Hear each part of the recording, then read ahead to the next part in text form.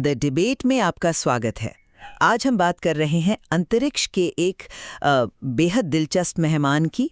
एक ऐसा यात्री जो हमारे सौरमंडल का है ही नहीं, इंटरस्टेलर धूमकेतु 3I एटलस। सोचिए, ये किसी दूसरे तारे के सिस्टम से निकला है और अरबों साल का लंबा सफ़र तय करके हमारे आंगन यानी सौरमंडल तक पहुंचा है।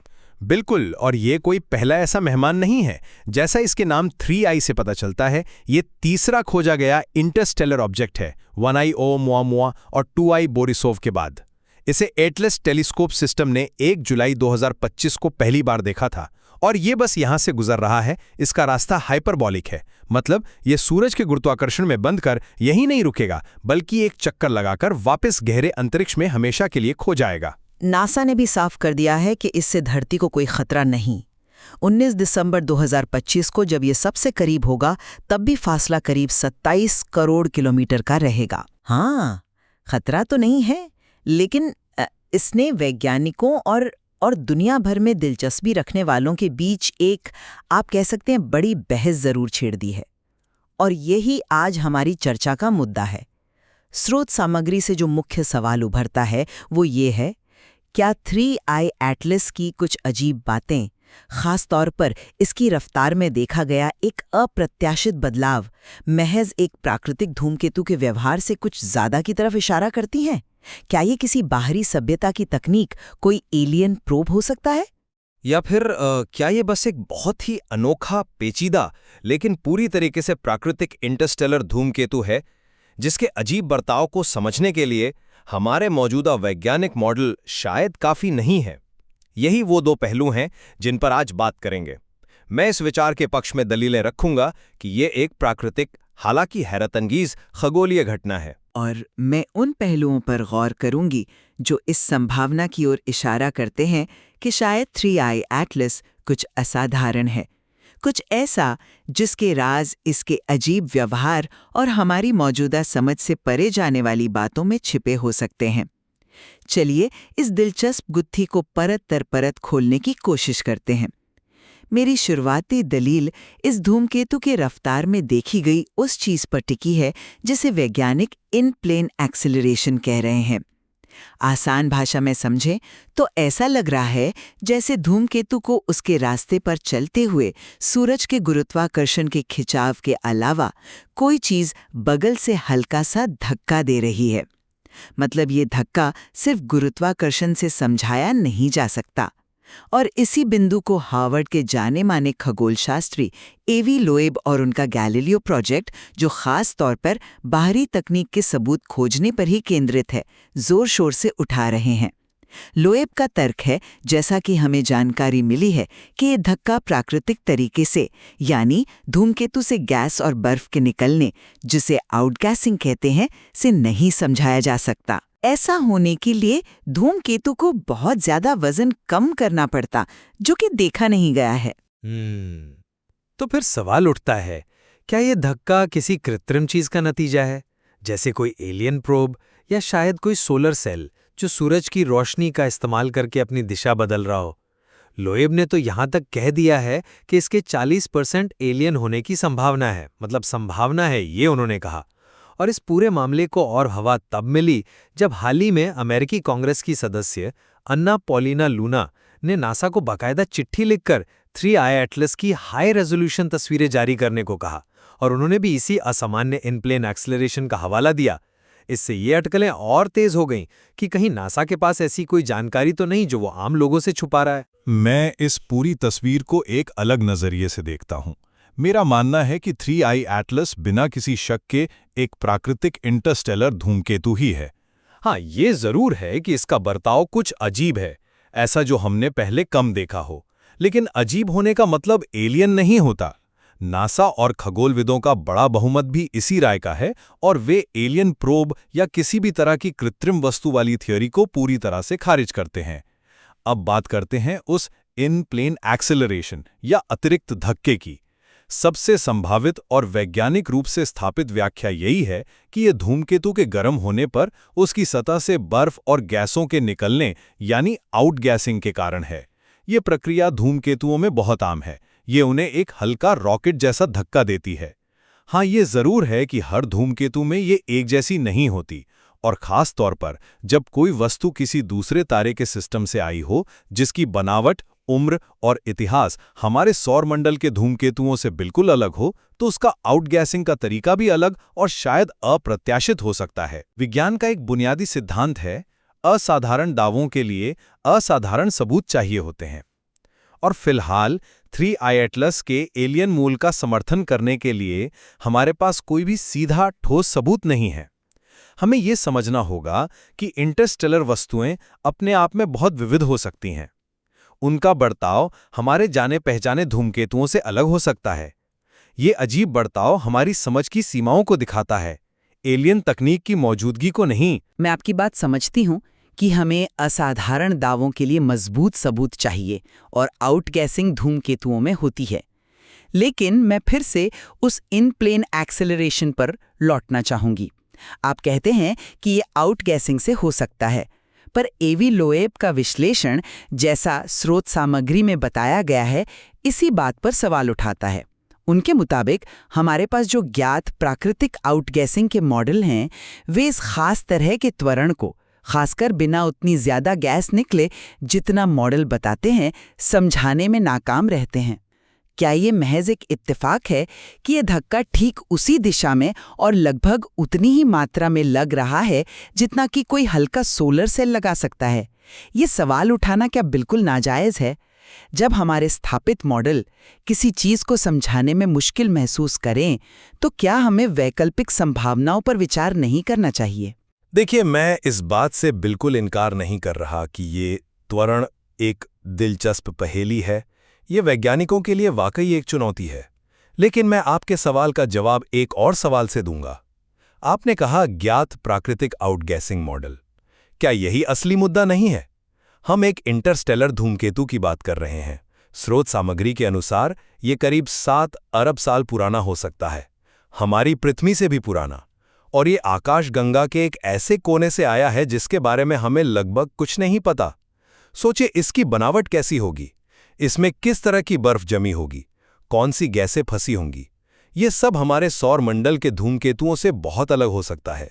तो क्या ये मुमकिन नहीं कि हमारे मौजूदा मॉडल, जो हमारे अपने सौर मंडल के धूमकेतुओं पर आधारित है, इस अजनबी मेहमान पर पूरी तरह लागू ही न होते हों? ये त्वरण शायद हमें ये बता रहा है कि इंटरस्टेलर धूमकेतुओं की भौतिकी हमारी सोच से ज्यादा जटिल है। ये हमारी जानकारी की सीमा है, एलियन दखल का सबूत नहीं। आउटगैसिंग बहुत पेचीदा हो सकती है।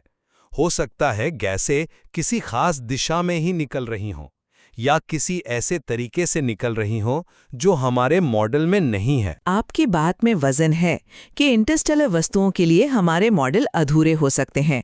ये एक वाजिब वैज्ञानिक नुक्ता है। लेकिन फिर उस दूसरे मुद्दे का क्या जो हाल में उठा है, पारदर्शिता का सवाल। कांग्रेसवुमन लूना का नासा को पत्र लिखकर हाई रेजोल्यूशन तस्वीरें मांगना और उनका ये कहना कि जनता को जानने का हक है, इसने शक तो पैदा किया है। अगर ये सिर्फ एक प्राकृतिक, भले ही अजीब धूमकेतु है, तो फिर उच्च गुणवत्ता वाली तस्वीरें जारी करने में ये कथित हिचकिचाहट या देरी क्यों? क्या इसमें सिर्फ त्वरण ही अजीब है, या तस्वीरों में भी कुछ ऐसा दिख रहा है जो नासा सार्वजनिक नहीं करना चाहता? क्या आप मानते नहीं कि इस तरह की बातें संदेह को जन्म देती हैं, खासकर जब पहले से ही लोएब जैसे वैज्ञानिक सवाल उठा रहे हों? मैं पूरी तरह समझता हूं कि पारदर्शिता क्यों जरूरी है, खासकर जब जनता की दिलचस्पी इतनी ज्यादा हो। लेकिन हमें वैज्ञानिक प्रक्रिया की हकीकत को भी नजरअंदाज नहीं करना चाहिए। वैज्ञानिक डेटा, खासकर हाई रेजोल्यूशन तस्वीरें जारी करने में वक्त लगता है। ये कोई टीवी शो का ट्रेलर नहीं है जिसे तुरंत रिलीज कर दिया जाए। डेटा को पहले वेरीफाई करना होता है, सुनिश्चित करना होता है कि उसमें कोई खामी या आर्टिफैक्ट तो नहीं, फिर उसे कैलिब्रेट करना होता है ताकि उससे सही वैज्ञानिक नतीजे निकाले जा सके। और सबसे जरूरी, अक्सर उसे पीयर रिव्यू की प्रक्रिया से गुजरना पड़ता है, यानी दूसरे स्वतंत्र वैज्ञानिक उसकी जांच करते हैं। ये सब इसलिए ताकि जो जानकारी बाहर आए वो भरोसेमंद और सटीक हो। जल्दबाजी में गलत या अधूरी जानकारी जारी करने से ज्यादा नुकसान हो सकता है। रही बात राजनीतिक दबाव की, चाहे वो किसी भी तरफ से आए, उसे वैज्ञानिक तथ्यों को तय नहीं करने देना चाहिए।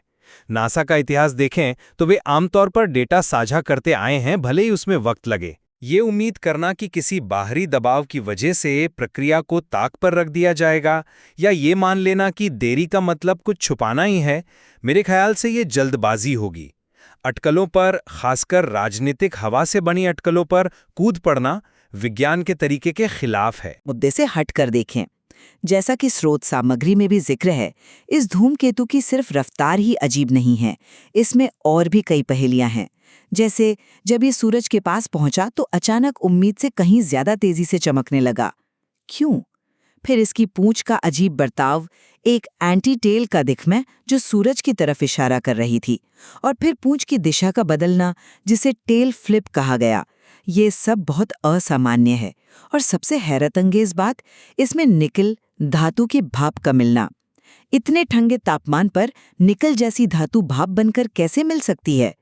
जब आप इन सारी अजीब बातों को एक साथ रखते हैं, असामान्य त्वरण, अचानक ज्यादा चमक, पूंछ का अजीब व्यवहार, निकल की मौजूदगी, तो क्या ये सब मिलकर एक ऐसी तस्वीर नहीं बनाते जो शायद किसी एक अकेली सरल प्राकृतिक व्याख्या, जैसे कि सिर्फ आउटगैसिंग, से परे जाती हो? क्या ये पैटर्न किसी ज्यादा जटिल या शायद गैर प्राकृतिक चीज की तरफ इशारा नहीं कर सकता? आपने बिल्कुल सही मुद्दे उठाए हैं, और यही सब बातें 3i एटलस को इतना ज्यादा दिलचस्प और वैज्ञानिक रूप से महत्वपूर्ण बनाती हैं। मैं इन सभी असामान्यताओं को स्वीकार करता हूँ। वो अचानक तेज चमकना, वो अजीब एंटी टेल और टेल फ्लिप, और हाँ, वो निकल वाष्प का इतने कम तापमान पर मिलना वाकई एक बड़ी पहेली है। स्रोत सामग्री ये भी बताती है कि इसमें पानी की भाप हाइड्रोक्सिल गैस के रूप में मिली है, जो इसे पहले इंटरस्टेलर मेहमान ओमुआमुआ से अलग करती है, क्योंकि ओमुआमुआ ज्यादातर सूखा या चट्टानी लग रहा था। लेकिन मैं इन सभी पहेलियों को एलियन गतिविधि के सबूत के तौर पर देखने के बजाय इन्हें इस धूमकेतु की अपनी अनोखी इंटरस्टेलर प्रकृति, इसकी अविश्वसनीय पॉसिबल उम्र करीब 7 अरब साल, और इसकी उत्पत्ति आकाशगंगा का वो हिस्सा जिसके बारे में हमें कुछ नहीं पता, किस सुराग के तौर पर देखता हूँ। ये अनोखी विशेषताएं असल में हमें उस तारे के सिस्टम की केमिस्ट्री और हालात के बारे में बेशकीमती जानकारी दे रही हैं जहां से ये आया है। हो सकता है निकल वाष्प का मिलना ये बता रहा हो कि उस सिस्टम में भारी तत्व ज्यादा मात्रा में थे, या वहां कुछ ऐसी प्रक्रियाएं हुईं जिनके बारे में हमें नहीं पता। ये अजीब चमक या पूंछ का व्यवहार शायद इसकी खास बनावट या सूरज के साथ इसकी अनोखी इंटरैक्शन का नतीजा हो। ये पहेलियां हमें एलियन इंजीनियरिंग नहीं, बल्कि नई एस्ट्रोफिजिक्स और एस्ट्रोकेमिस्ट्री सिखा सकती हैं। ये हमें बता रही है कि ब्रह्मांड कितना विविध और हमारी कल्पना से कितना परे है। चीजों को ही देखना है। क्या विज्ञान को नई, साहसिक, यहाँ तक कि चौंकाने वाली परिकल्पनाओं के लिए दरवाजे खुले नहीं रखने चाहिए? खास तौर पर जब 3i एटलस जैसी अभूतपूर्व, पहले कभी ना देखी गई वस्तु सामने आए। अगर हम हर अजीब चीज को ये कहकर खारिज कर देंगे कि हमारे मॉडल अभी अधूरे हैं, तो क्या हम किसी बड़ी क्रांतिकारी खोज से चूक नहीं जाएंगे? एबी लोएब और गैलीलियो प्रोजेक्ट जैसे प्रयासों का महत्व शायद यही है कि वे हमें स्थापित सोच के दायरे से बाहर झांकने की हिम्मत देते हैं। सिर्फ इसलिए कि एलियन की परिकल्पना असाधारण लगती है, उसे वैज्ञानिक बहस से पूरी तरह बाहर कर देना क्या सही है? क्या ये वैज्ञानिक जिज्ञासा का गला घोटना नहीं है? मैं आपकी इस बात से 100% सहमत हूं कि विज्ञान को नई परिकल्पनाओं के लिए हमेशा खुला होना चाहिए। जिज्ञासा, सवाल उठाना और स्थापित मान्यताओं को चुनौती देना, यही तो वैज्ञानिक प्रगति की जान है। अगर हम ऐसा नहीं करेंगे तो सीखेंगे कैसे? लोएब की परिकल्पना या एलियन तकनीक की संभावना पर विचार करना, इसमें कुछ भी गलत नहीं है। ये दिमाग को सोचने पर मजबूर करती है। लेकिन यहाँ एक बड़ा लेकिन है। वैज्ञानिक पद्धति सिर्फ परिकल्पनाओं पर नहीं, बल्कि सबूतों पर चलती है।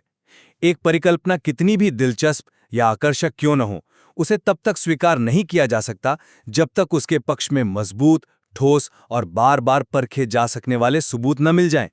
अभी तक 3i एटलस के मामले में एलियन तकनीक के पक्ष में ऐसा कोई सबूत नहीं मिला है। दूसरी तरफ प्राकृतिक व्याख्या, यानी एक बहुत ही अजीब, अनोखा, दूसरे तारे से आया धूमकेतु, जिसका व्यवहार हमारी मौजूदा समझ से थोड़ा अलग है, भले ही पूरी तरह संतोषजनक ना हो, पर यह मौजूदा सबूतों के ज्यादा करीब है। ये विज्ञान के ऑकम्स रेजर सिद्धांत के भी अनुरूप है, जो कहता है कि जहां कई व्याख्याएं संभव हों, वहां आमतौर पर सबसे सरल व्याख्या, जिसमें कम नई या अप्राकृतिक चीजें माननी पड़े, को प्राथमिकता देनी चाहिए। हमें अटकलों और स्थापित विज्ञान के बीच का फर्क हमेशा याद रखना चाहिए। असाधारण दावे अभी भी असाधारण सबूत मांगते हैं, और वो सबूत फिलहाल नदारत हैं। तो अगर मैं अपनी बात को समेटूं, मेरा मानना है कि 3I एटलस को सिर्फ एक और प्राकृतिक धूमकेतु कहकर इसके कई अनसुलझे रहस्यों, खासकर इसकी अजीब रफ्तार और उससे जुड़े पारदर्शिता के सवालों को नज़रअंदाज करना ठीक नहीं होगा। असाधारण संभावनाओं पर, जैसा कि एवी लोब और गैलीलियो प्रोजेक्ट कर रहे हैं, खुले दिमाग से विचार करना वैज्ञानिक प्रगति के लिए जरूरी है, भले ही वो संभावनाएं अभी साबित न हुई हों। भविष्य में मिलने वाला कोई नया डेटा शायद हमें चौंका दे। और मेरा निष्कर्ष ये है कि हाँ, 3I एटलस अपनी चमक, पूंछ के खेल, अपनी केमिकल बनावट और अपनी रफ्तार के वजह से वैज्ञानिक तौर पर बेहद रोमांचक और रहस्यमयी है। ये हमें इंटरस्टेलर स्पेस और दूसरे तारों के सिस्टम के बारे में बहुत कुछ सिखा रहा है। लेकिन मौजूदा सबूतों के आधार पर ये एक प्राकृतिक, यद्यपि अपनी तरह का बिल्कुल अनोखा इंटरस्टेलर धूमकेतु ही लगता है। एलियन तकनीक का दावा करने के लिए अभी हमारे पास पर्याप्त आधार नहीं है। इसकी विचित्रताएं शायद इसकी उम्र, इसकी उत्पत्ति और इसके लंबे सफर की कहानी कह रही हैं, ना कि किसी बाहरी सभ्यता की। इस बात पर तो हम दोनों सहमत हो सकते हैं कि 3I एटलस अपने आप में एक असाधारण खगोलीय खोज है। जैसा कि जानकारी सामने आई है, ये करीब 7 अरब साल पुराना हो सकता है, हमारे सौर मंडल से भी पुराना। और ये आकाशगंगा के एक ऐसे हिस्से से आया है जिसे हमने पहले कभी सीधे तौर पर नहीं देखा। ये अपने आप में ही कितनी बड़ी बात है। बिल्कुल, चाहे इसकी रफ्तार का अंतिम रहस्य कुछ भी निकले, चाहे वो अनोखी आउटगैसिंग हो या कुछ और जिसे हम अभी समझ नहीं पाए हैं, ये धूमकेतु वैज्ञानिकों को किसी दूसरे सौर मंडल की केमिस्ट्री, वहां के हालात और शायद वहां जीवन की संभावनाओं, भले ही सूक्ष्म, के बारे में जानने का एक दुर्लभ और बेशकीमती मौका दे रहा है। ये अपने आप में एक जबरदस्त वैज्ञानिक उपलब्धि है। आज की हमारी ये बातचीत दिखाती है कि कैसे एक ही खगोलीय घटना, एक ही डेटा सेट को लेकर कितने अलग अलग नजरिए हो सकते हैं। कैसे वैज्ञानिक पहेलियां हमें अपनी समझ की सीमाओं को जानने और उनसे आगे जाने के लिए प्रेरित करती हैं। सच क्या है, ये जानने के लिए अभी और ज्यादा जांच और डेटा और शायद नए तरह के अवलोकनों की जरूरत होगी। और यही विज्ञान की खूबसूरती है। अलग अलग दृष्टिकोणों पर विचार करना, बहस करना, सबूतों को परखना, इसी प्रक्रिया से हमारी समझ गहरी होती है। ये चर्चा शायद किसी एक नतीजे पर न पहुंचे, लेकिन ये सोचने के नए रास्ते जरूर खोलती है।